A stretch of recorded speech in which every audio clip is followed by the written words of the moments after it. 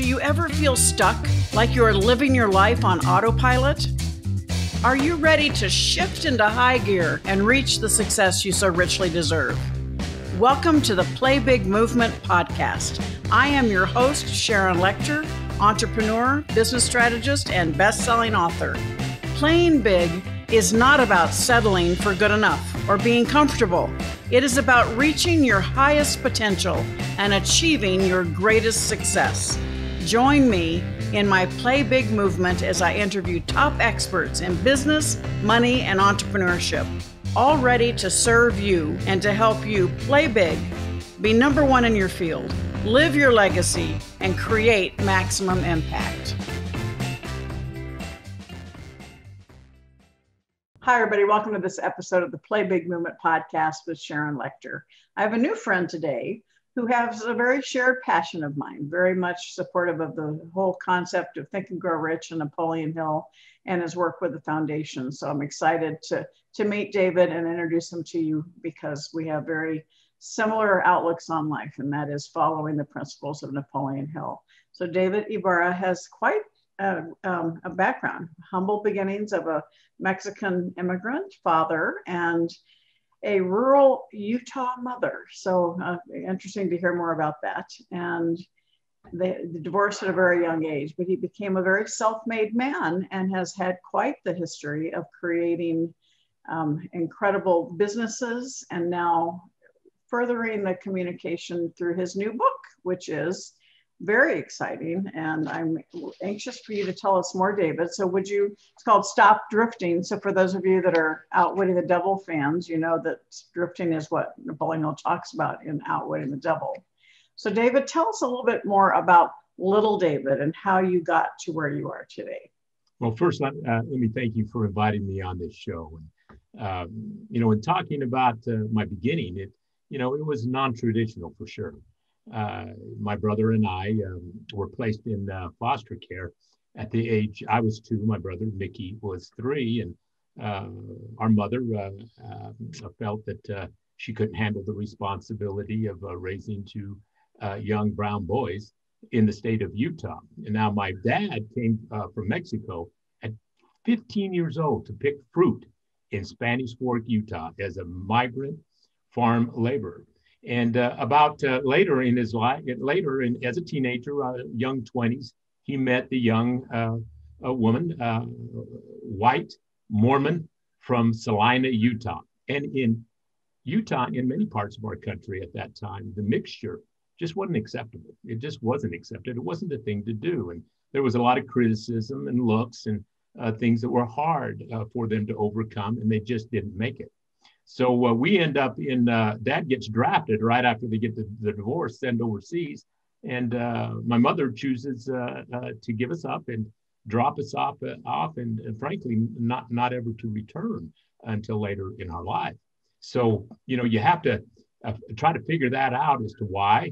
Were you in this circumstance? And we spent the first 14 years of our childhood in this non-traditional foster care system. And it was difficult. It was difficult. Oh, I cannot imagine. So my heart goes out for you. But yet at the same time, you took that and realized that if you were going to accomplish something, you were going to accomplish it on your own. Mm-hmm. So tell us, and you and your brother stayed together, I understand. So tell us a little bit about how you got from that 14 years in foster care to where you were standing independent. Well, I tell you, I always try to, even from an early age, prior to becoming a disciple of Dr. Hill's work, I always learned from my dad that things are the way they are. And you can moan and groan about them, or you can quickly begin to look for the equivalent benefit. There's got to be a lesson here. And mine starts with a memory, the first memory that my dad would come and visit us. After he got out of the service, he would come and visit us. And prior to leaving, he'd put Mickey on one knee and me on the other, but he would talk to my brother. And he'd say, look, the circumstances are what they are, and we can't change them. And we're going to have to, he'd always say, you're going to have to make the best of it. And so it is your responsibility, Mickey, to take care of your younger brother. Make sure he feels safe and that you can be as happy as you can. Now, that's our choice.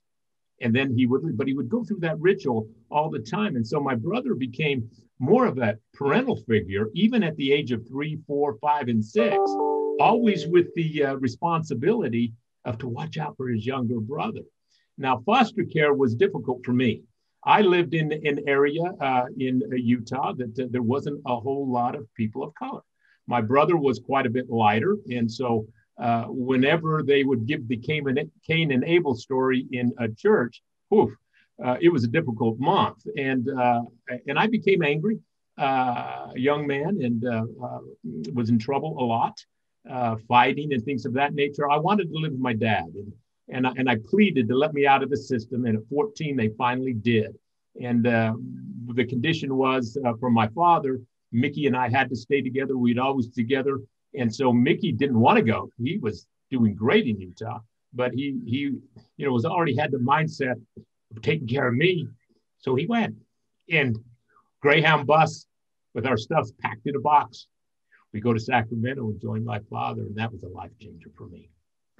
And I love your story, because you talk about being in charge of your own destiny. I mean, you started off as a dishwasher in the Marriott Corporation and continued up the ladder through hard work, grit, and determination. You continued to elevate yourself to the point where you were a franchise owner, and then you went into the automotive industry. Share a little bit about, because there's so many people that go easy for her to say, easy for him to say. They don't realize that, we didn't start we started at zero. You started almost at a deficit because you didn't have the parental support. But you took it, you put up your big boy pants, and you said, I'm going to do it, and I'm going to do it on my own. So talk a little bit about that mental. Well, as you know, everything starts when you develop a purpose. And when you don't have a purpose, it causes a fear. And I didn't have one. At 18 years old, what was I going to do? I knew I needed to go to college. And at that time in Sacramento City College was free. All they had to do was pay for the books. So off I went. But I was already on my own at 18, living with an apartment to pay with other roommates. And I needed $200. I had to get a job. And I looked at, I was taking 6 classes. I was a bank teller on a program that they had for of folks that were in my category of not having any money. And I read this article or one ad, dishwasher at Farrell's Ice Cream Parlor Restaurant. I said, heck, that would be great. I'll be all by myself. I can do this. And I went and applied, got the job. But the third day, in walks Bob Farrell, visiting his restaurants. And he had 25, and he walked up to me and he said, young man, and he put out his hand, and I'm all got food, but he left it there. He wanted me to shake it. So I shook it. He says, you have the most important job of anybody in this restaurant. I look, I'm the dishwasher, sir. And he said, no, come with me. Off to the ice cream parlor, and he said, see all these people screaming and yelling, the waitresses, ladies and gentlemen, may I have your attention over here? We have Alex. Alex came in to celebrate. And he says, we're not in the food business or the ice cream business. We're in the memory business. And he walked back and he showed me the dishes, and that this one had some dried lettuce and this one had some lipstick. What happens if I get in front of Alex's mother? What kind of memory would they have? A bad one. So you're the protector of memories. The next day, he had a meeting and he talked about purpose. He said, okay, everybody stand up. Now, let's give our purpose. Come on. Nobody knew it. And he looked over at the store manager. And he says, well, it's okay. I'll help you. Farrell's features fabulous food and fantastic fountain fantasies for frolicking, fun-filled, festive families. Now say it again.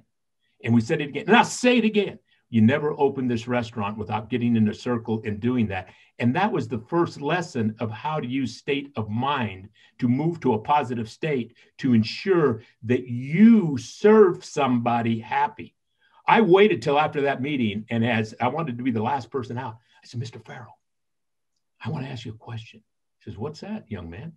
How does it feel to know what you want? Oh, it's glorious. Hold 1 minute. And he went out to his car. He came back and he says, David, you have something inside of you you don't even know. You haven't been introduced to him yet. But I want you to take this book. You read it 3 times, and I will be your mentor for the rest of my life. And the book was Think and Grow Rich. I read it, 18 years old. And I've been a disciple of Think and Grow Rich for the rest of my life. I read it 10 minutes every day. I love it. I just love that. That's so incredible. I had a college professor who gave me Think and Grow Rich at the age of 19. So I understand the impact that it can have on from a standpoint of where you start thinking, and it can control the rest of your life. So tell us a little bit about Stop Drifting. Well, Stop Drifting is a book that I've had 40 years of working in. My mission is to work with employed adults, whether it's speaking at a college, whether it's at businesses, whether I've spoken in China at the National Automobile Dealers Association, at Detroit, anywhere someone will listen to me that is about to be employed or is employed and has associates. I want to change the work experience, because most people get up and go to work privately unhappy, suffocating in unhappiness, and committing spiritual suicide.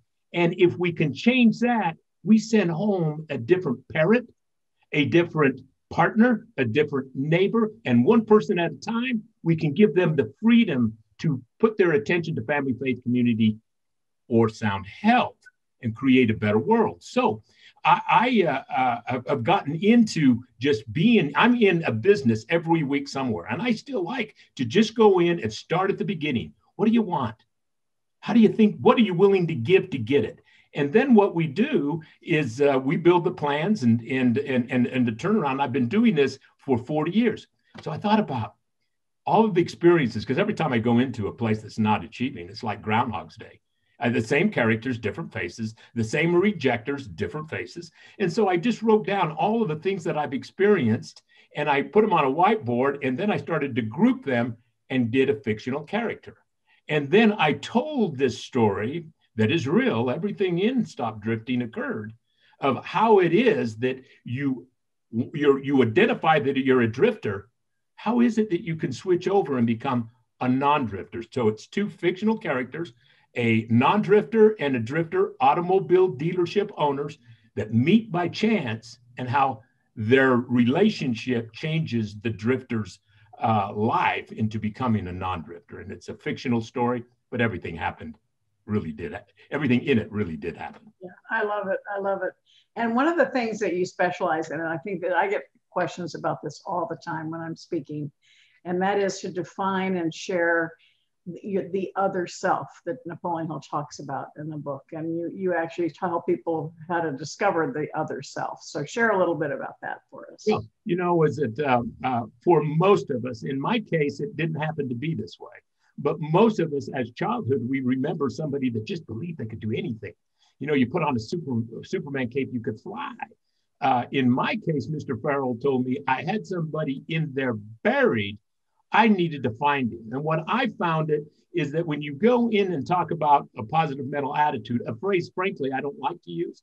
I prefer to use positive state of mind, because then you can see the way the brain works, and you're either in a positive state or a negative state. If you're in a negative state, Dr. Doubt comes uninvited whispers and seeds the subconscious, and the subconscious' only job is to make it occur. But if you can switch to a positive state of mind, that's where you meet your other self.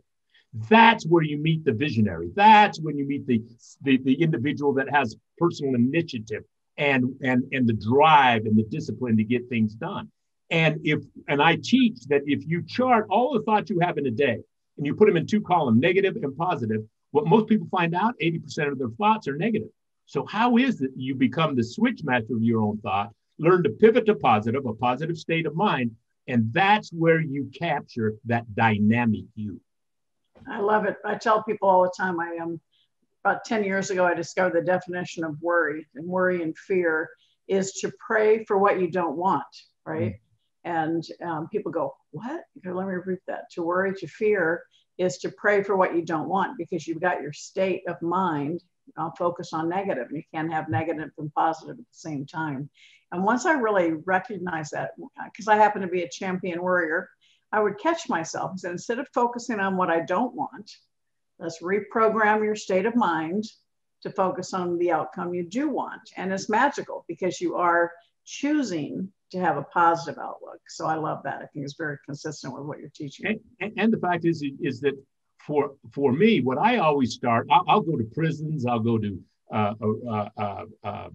drug rehab programs, and I love to talk to folks that got a chance to recharge. But let's talk about what thoughts did you have prior to this occurring? And then when they can identify how negative state of mind creates a negative result, well, now we know. Now all you have to do is put a positive seed into the subconscious, and the formula is the same. So you didn't know it, but you became an expert, and you got everything that you put in your mind. Now you just need to learn to seed positive thoughts for positive outcomes. And will it just now happen? No. I tell everybody when they finish our course, now are you going to go out? No, you can't. Because first you got to change a habit, and a controlled habit, just the word controlled, I don't want to do that. You have to welcome to control some actions until they become the success habit, and it's automatic. So is it difficult? Repeat that. Repeat that for me. Well, what we believe is this, is that after you learn something, that's not going to cause success. You have to change the habit. And there's two kinds of habits. There's a bad habit, the good habit, but in between, if you want to change it, you have to go into the controlled habit mode. You have to invite a system, a mentor, somebody to help you establish your routine into a new habit. And if you do it every single morning, which we call a readiness level self-talk exercise, you do every morning, and you're seeding your subconscious for the next 8 hours, you're going to be a non-drifter naturally. But you have to remember to do the readiness self-talk exercise every morning. It takes 5 minutes, and we teach it. And then we have another one at night that we teach. And I'm sure this process sounds very familiar to you. We have we've kind of put new labels on things to make it more modern and acceptable. And some of the words of Dr. Hill are old, and it makes it difficult to understand. I love it. So tell us, David, how can people find you? Because not only can they buy the book, but they probably want to connect with you. So how can they find you? Well, one is David R. for Ray, R. Ibarra, davidribarra.com. StopDrifting.com takes you to my personal website where you can see all of the things we do, from my foundation to the 5 companies that I own to a speaking engagement, books, and other things.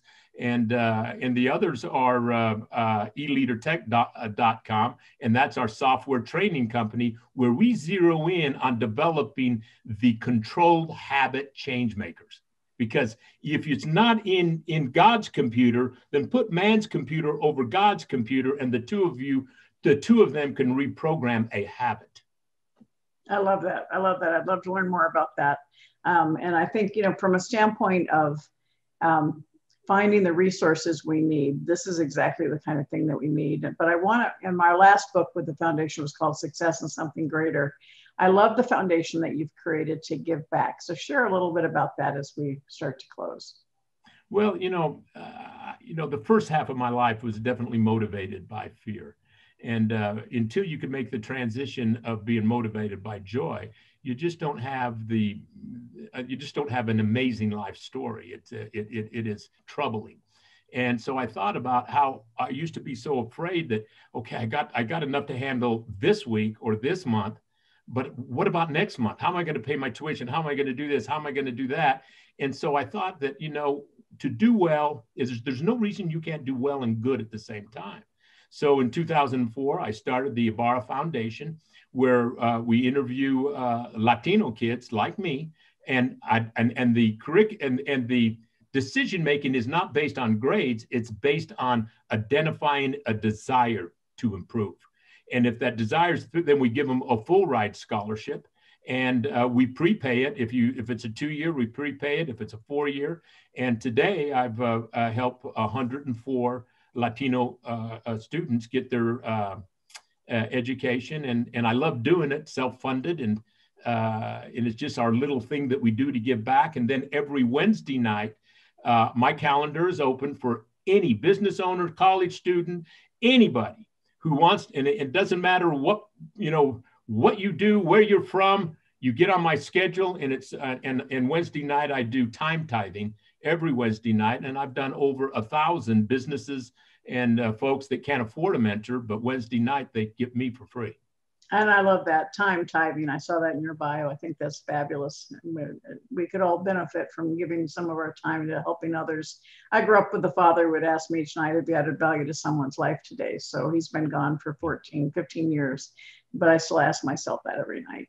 So David, thank you so much. You're going to hang in with me because we're going to do another quick interview for the private Facebook group, the Play Big Movement. For all of you that are watching and listening today, rewind, take some notes. What an incredible joy. David, I think you would light up every room you enter. It's such a pleasure to meet you. And thank you for sharing your brilliance and your wisdom with the audience. And for all of you, take it to heart.